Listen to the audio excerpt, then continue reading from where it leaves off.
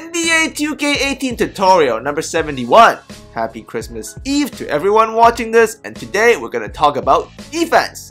So with the current defensive settings, we are very dependent on the setting leave him on the off-ball settings, and this is great because sometimes, as you can see here, it'll bring great and very timely help. But the question we ask ourselves is, do we need that much for an entire game? And another thing about the current system we use is that we don't often switch the screens, since I preach to you guys to use switch guards a lot. And over is great because, as you can see here, sometimes it gets you a lot of fouls, but it's consistent enough. I want to show you guys the weaknesses of the current system because essentially we are due for updated settings on the defensive side, and I'm going to show you why today. So we'll begin with the leave him off-ball setting. And the question is it really necessary? Because help defense is always needed, but how much, and do you need it to be that aggressive? Because if you look, the AI defender will always try to help you if the user messes up on ball. So you see I'm Terry here, and I messed up on ball in this action, and you can see I get blow by, but this is a small mistake. So you can see the help come from Russell, and he just recovers. I switch to Russell, and I give up this pull up. That is somewhat contested by Terry. He hits it, but that's not the end of the world. It's a make, but it wasn't too easy of a shot.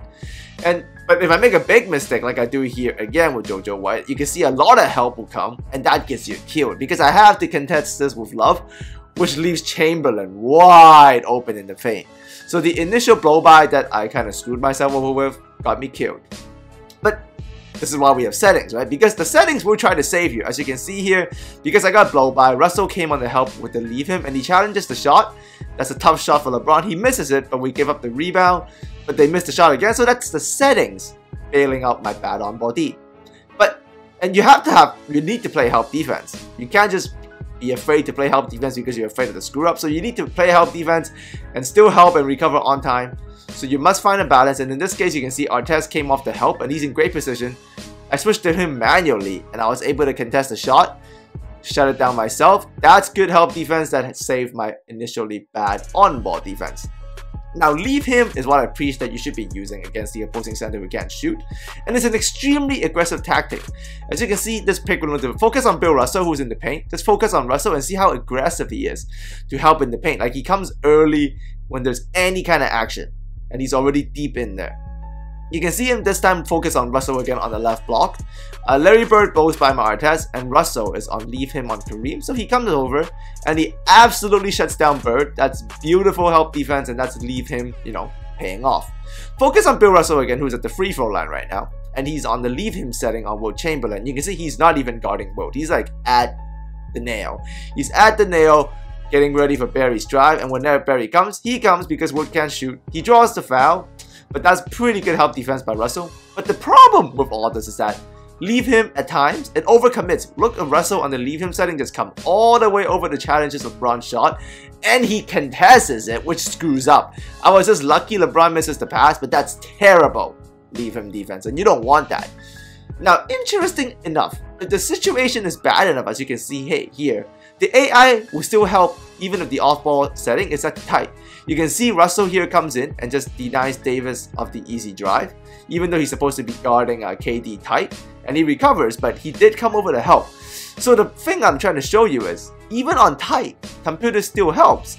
And better of all, the same habits also apply when computer is guarding moderate off-ball. So you see Russell here, he's in the paint, he's guarding Draymond on moderate, and he just comes all the way over to shut down this hard way drive. He was on moderate, but he still comes off to help. So that's great help. He gets the rebound. That's excellent help defense, but we were only in moderate.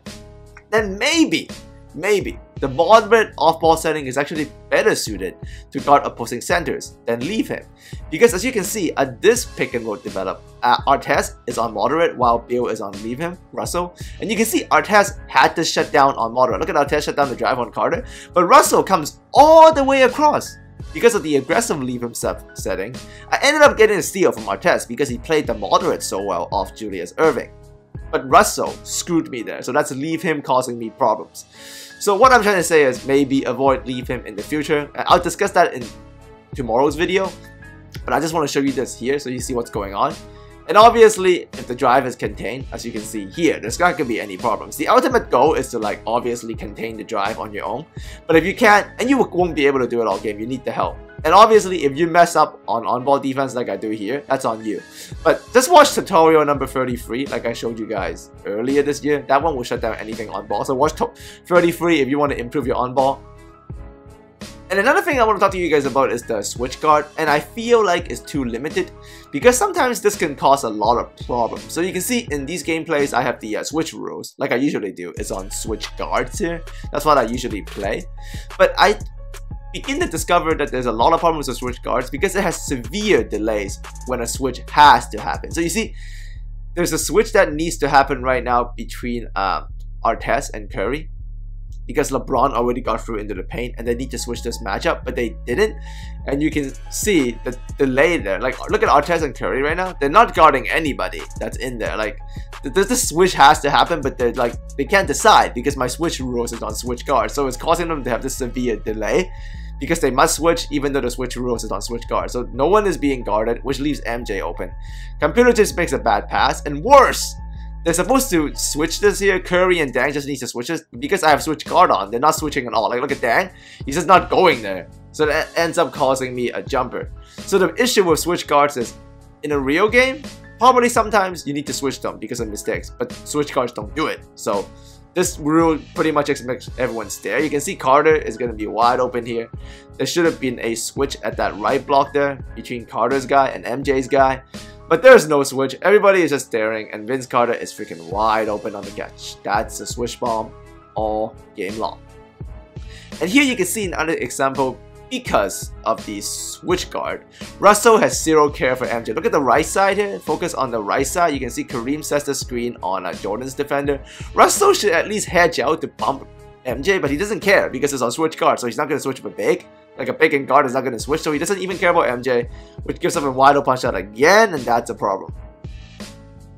Here you can see of an off-ball screen on the elbow. Artest is dead in the water here. Russell should at least like clip off Pippen, but because of the switch guard again, he doesn't pick up Pippen because guard and big won't switch, which leaves him wide open for the alley-oop, even though Russell should be doing something with Pippen. Don't just stand there and watch him.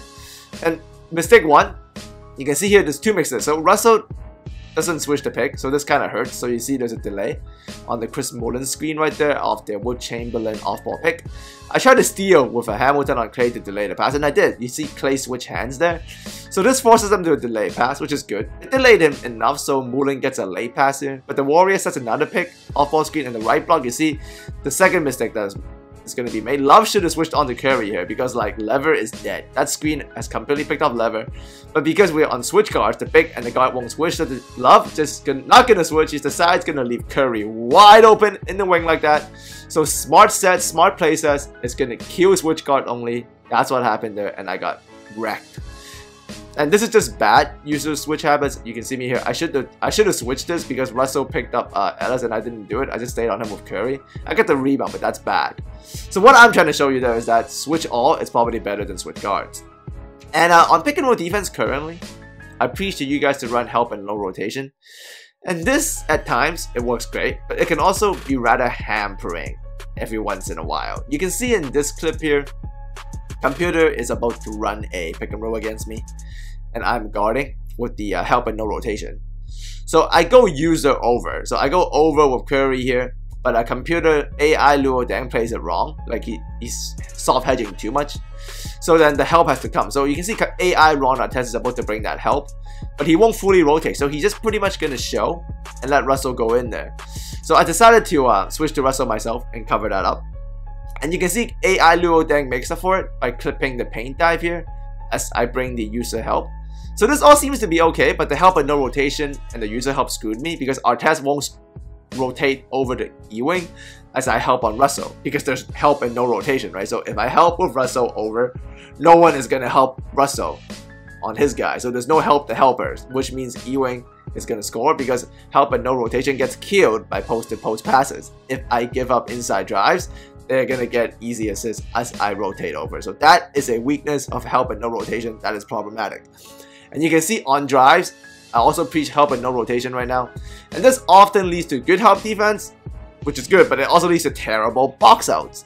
So you can see in this clip, LeBron James catches the ball, he's up top, swings it back to D-Wade. D-Wade blows by my Curry. Artest comes over to bring the help, so he has completely abandoned his guy, which is Bill Russell.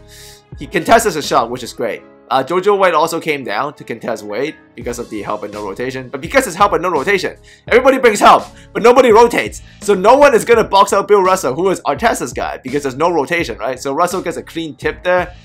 I draw the foul, which is just a lucky break. But because of the help and no rotation, no one boxed out Russell, which was Artesta's guy that got left behind.